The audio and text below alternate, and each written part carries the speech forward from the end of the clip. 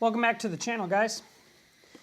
Today, we're going to be discussing top 5 modifications that you tend to see on Harley Davidsons and why you see people do it. We're going to be discussing this topic while I detail my bike, because shark bait got pretty dirty yesterday when I went on a ride. Let's get into it.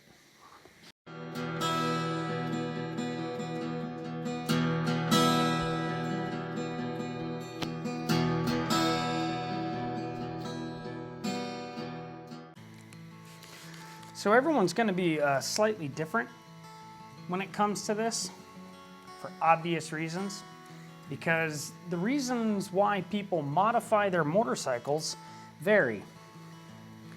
So obviously the methodology and thought processes behind what they do to their motorcycle is going to be specific to them. But I think I have found the top 6, not 5, but the top 6 things that are most common when people start to modify their motorcycle. So what I'll do is we'll cover each topic, discuss why people do it, and then I will show you here on Sharkbait what I have done regarding that topic.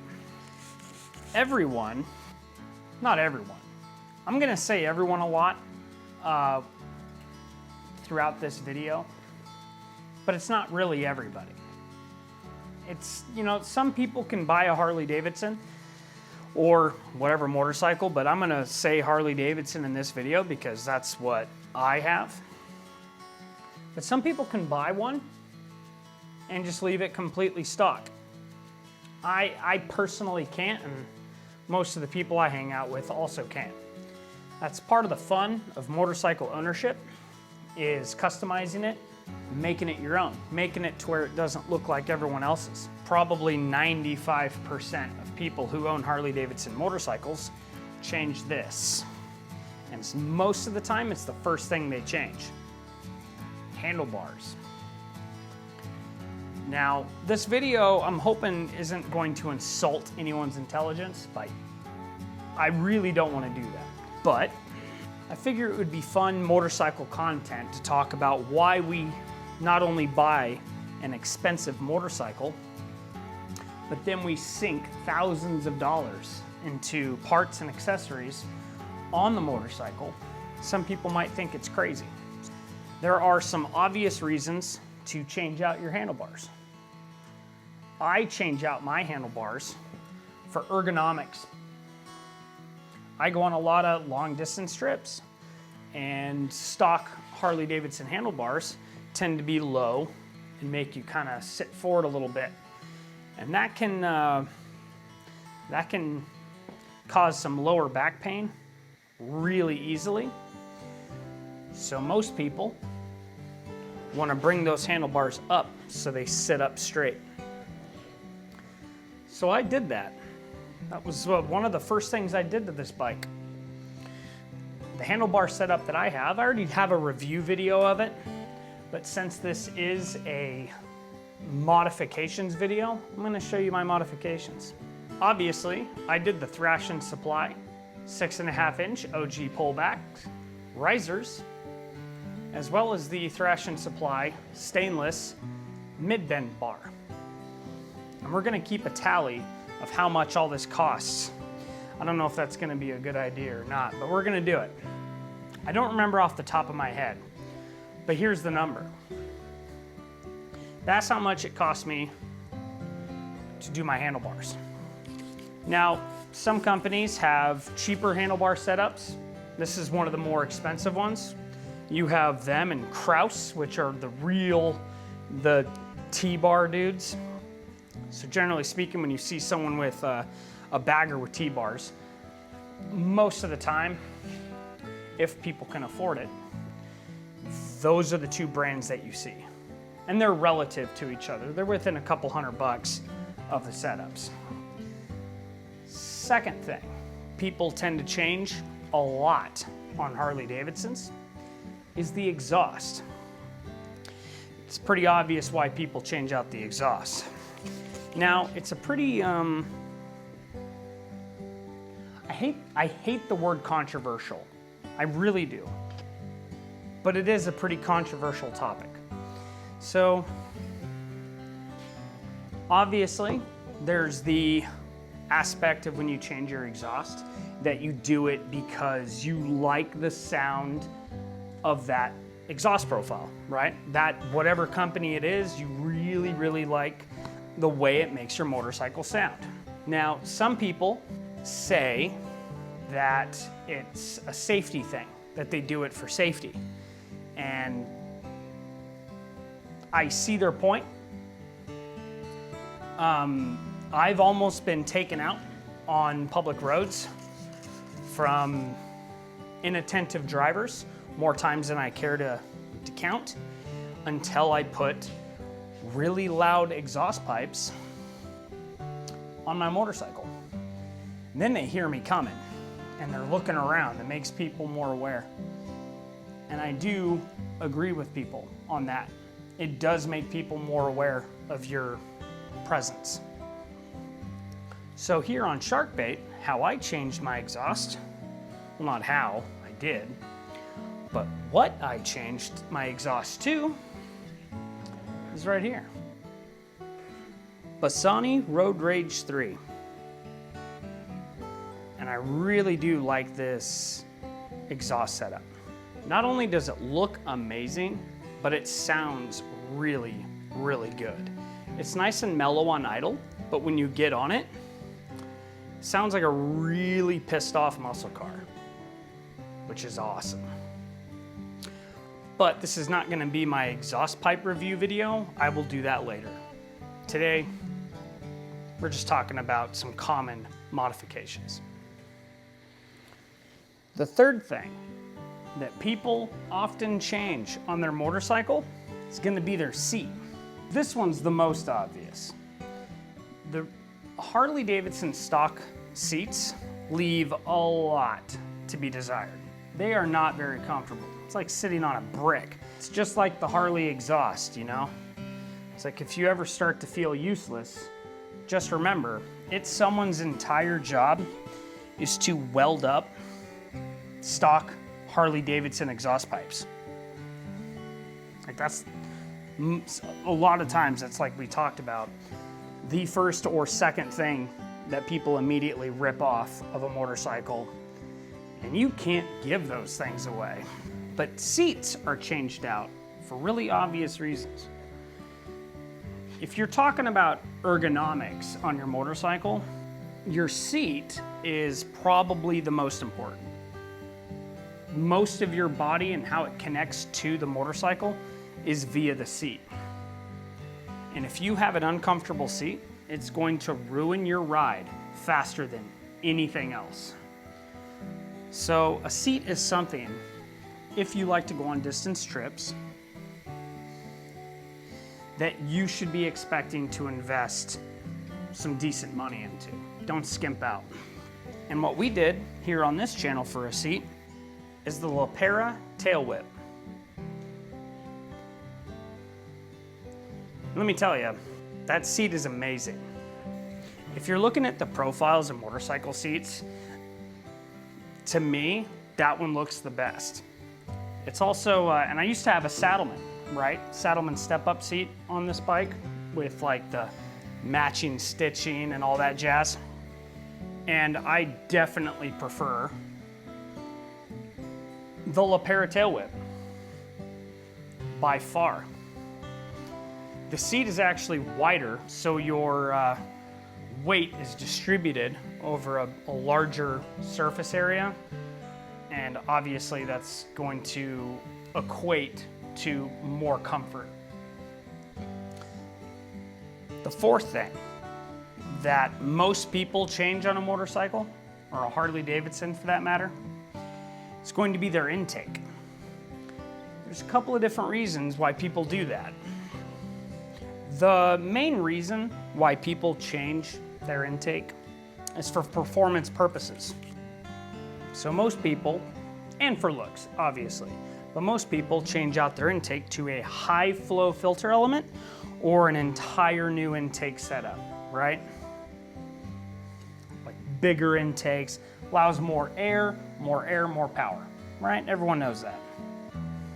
How I changed my intake out is I left the stock intake manifold, or the intake setup, but I changed out my filter to be a Screaming Eagle high flow filter element. More air, more power, baby. The fifth thing that most people change on their Harley-Davidson motorcycle, fuel map. Talk about controversial subject. Anyone who owns a Harley-Davidson and also has any type of social media account and has joined a group, right? Like I'm a part of several Road Glide Facebook groups. Outside of people asking, what's the tallest handlebar I can go without extending my cables? That's probably the #1 most common question on those Facebook groups is, do you need a tune for a stage 1? The technical answer is a stage 1 is a tune. You have, well, not just the tune, but you have aftermarket exhaust, aftermarket intake, and a tune. That is considered a stage 1. But the question that gets asked a lot in these groups, and for good reason, it can be confusing if you're not as mechanically inclined or you don't know enough about it. But they ask, do you need a tune? And I could give you my thoughts, but I'm going to be honest with you, I don't know enough to say definitively yes, and this is exactly why. All I know is that with an aftermarket exhaust and an aftermarket intake, you are messing with the fuel-air ratio in your motorcycle. And with a fuel-injected motorcycle, the amount of fuel that is being sprayed into your jugs is determined on a stock intake and exhaust. So you start changing all that and you're gonna mess it up. Well, maybe not mess it up, but your bike isn't gonna run as efficiently and as good as you might want it to. So my opinion, if you're gonna buy a $25,000, $30,000 motorcycle, spend the extra $500, $600, $700, tune it. But I get it, like I said, I get it. I get people's apprehension because they just spent all that money and they want it to sound good and look good, so they get the exhaust and intake and it looks custom. Maybe they don't have the money right now for a tuner. Well, then just get one when you do have enough money. You're probably not gonna, seize your motor immediately, but it should be pretty high up on your priority list after you start changing your intake and exhaust to change out your fuel map. Which brings me to my next point. How we are changing our fuel map on Sharkbait here. Pretty exciting. I just ordered my Dyno Jet Power Vision 4 for Sharkbait. Now, I am still going to take it to a professional shop and get it dynoed and dialed in exactly with what's going to be best for the bike. And I will be doing a video on how to flash your ECM and how to get that installed in your bike and working properly. So that'll be pretty cool. And the last thing that we're going to cover in this video, as far as modifications are concerned, the sixth thing that most people swap out on their Harley-Davidson motorcycle, suspension. Save the best for last. Now, suspension setups can get expensive fast. And if we're being 100% honest with each other, it's probably the upgrade that most casual riders don't need. The only time that you're gonna need a suspension upgrade is if you are riding really aggressive and you are doing the twisty roads and you ride that thing hard and fast, where most people would not want to ride a motorcycle hard and fast. With that being said, that is the one thing I haven't done yet on my bike, other than, or even ordered for my bike. Yet. The next thing after I tune my motorcycle, the next thing on the list for Project Sharkbait will be suspension. I'm going to do the rear suspension first, and then maybe later on down the road, change out the front forks. Or maybe even just the internals of the forks. I haven't decided yet. If you are looking to change out your front forks, like I said, it gets expensive fast. An inverted front end, like what they have on the Lowrider S's and Lowrider STs, for this bike, around $6,000, depending on who you go through. That is a pretty penny to throw at a motorcycle. So, what I'm gonna do first is the rears. To me, the rear suspension is the most important because that's where all the power is from the engine. Power's going to the rear, I want the rear tuned first. And then later, if I want to change out the internals of those forks to match the rear, I can do that, and that's not as expensive. The expensive thing on these bikes is when you're doing suspension upgrades, is if you change the forks completely to inverted front end. That's when you're gonna start spending the real money. The rear shocks that I have my eye on are the Öhlins. I don't remember the designator on them, but they're the Pro Series with the gold reservoirs, the remote reservoirs. Now, the shop that I'm going to take my bike in to get dynoed, they also do that work as well, but I've changed out rear shocks on a bike before. It's not that hard. So there you go.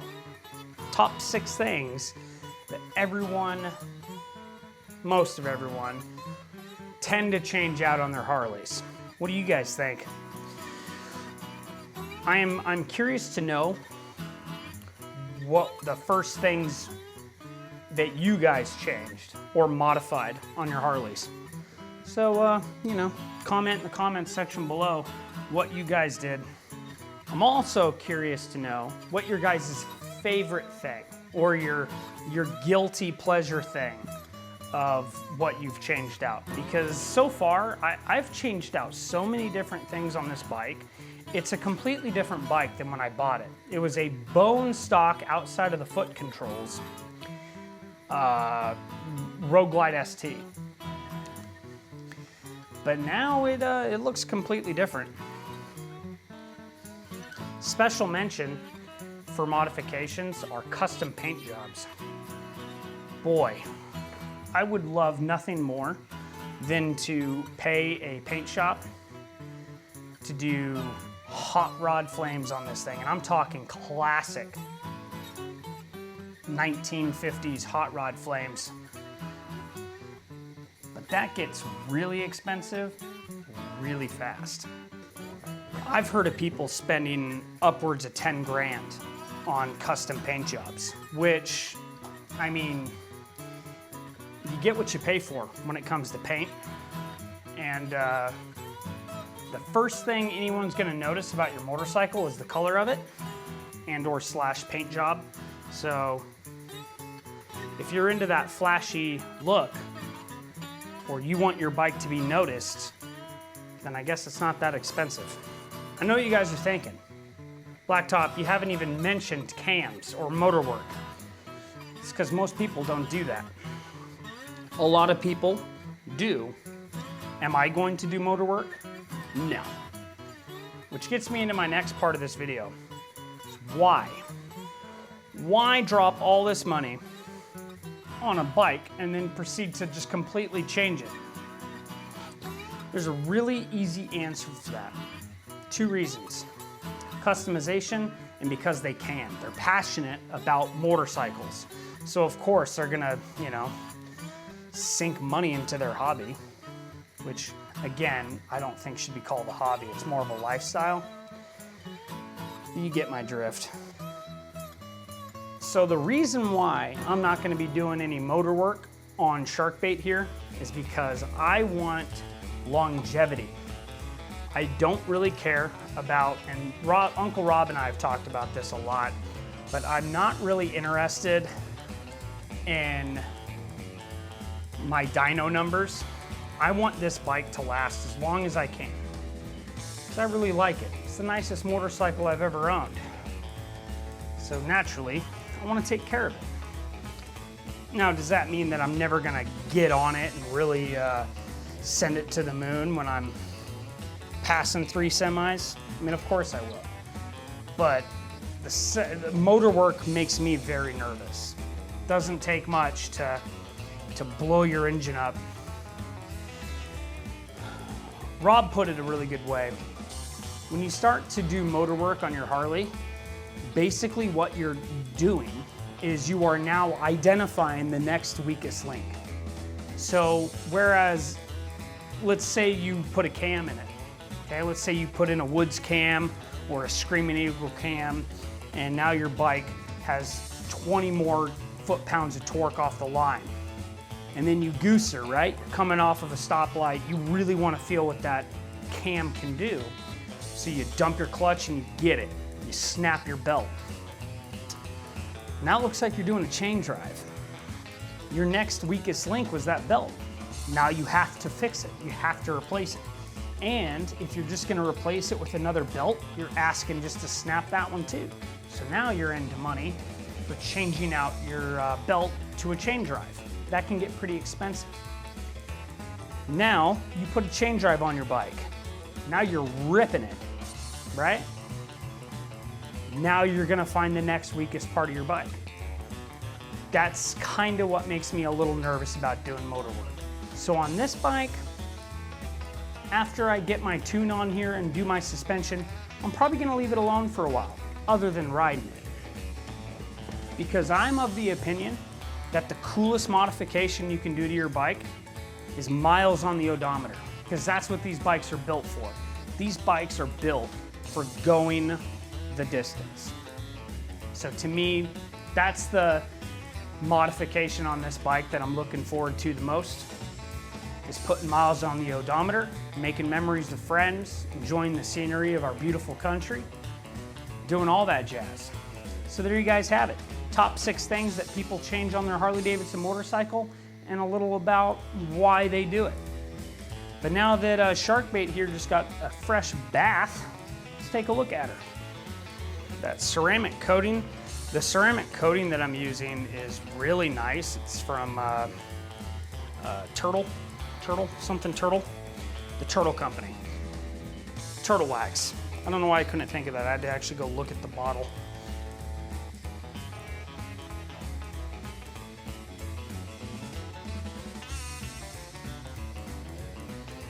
Also, if you guys noticed, I have a new set of highway pegs on here.